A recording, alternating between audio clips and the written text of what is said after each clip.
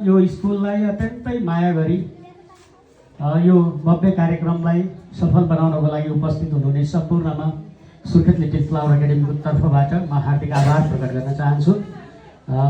एकमुष्ट सबैले स्वीकार गरिदिनु होला।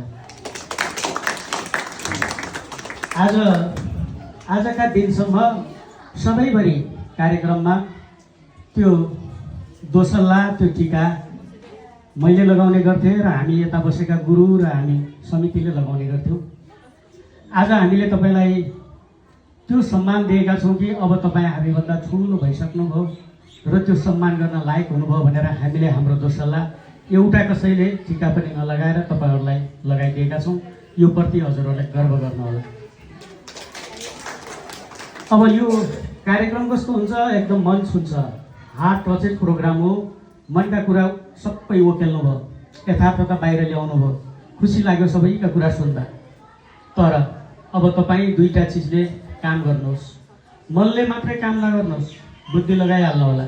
आजसम्म मनबाट चल्नुभयो तपाईँ, भोलि पढ्छु भन्नुभयो, अघि सन्देशले हो यो डिस्क्रिमिनेसन भन्नुभएको थियो, प्रोकास्टिनेसन हो, तपाईँले रङ उच्चारण गरिरहनु भएको थियो होइन।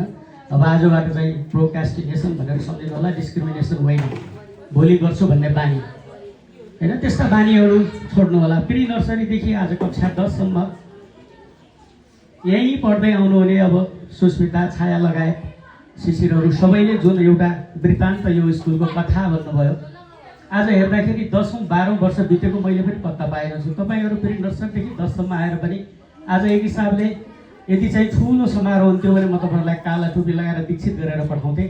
यो दोसल्लालाई दीक्षित गरेको चाहिँ सम्झिनु होला। यो तपाईँको सुरक्षितपूर्वक तपाईँले चाहिँ कहीँ राखेर एउटा चाहिँ फेयरवेल प्रोग्रामको हो भनेर यसलाई मायाको चिनो स्वरूप यो यसलाई पनि नफालिदिनु होला। र यो एउटा इन्डिकेटर बन्छ।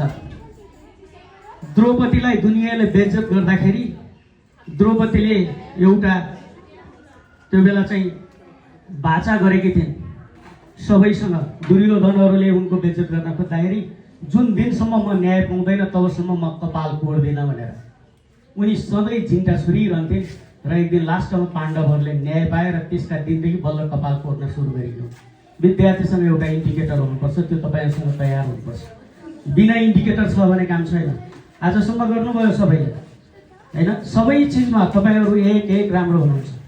मैले एक गरेर लेखेको छु। तपाईँहरूका भनौँ न अब यिनी महाभारत जस्तै तपाईँको किताबहरू तपाईँले अटोबायोग्राफी बनाएर मलाई दिनुभएको छ। प्रत्येक विद्यार्थीलाई म एकदम जिप्ली अध्ययन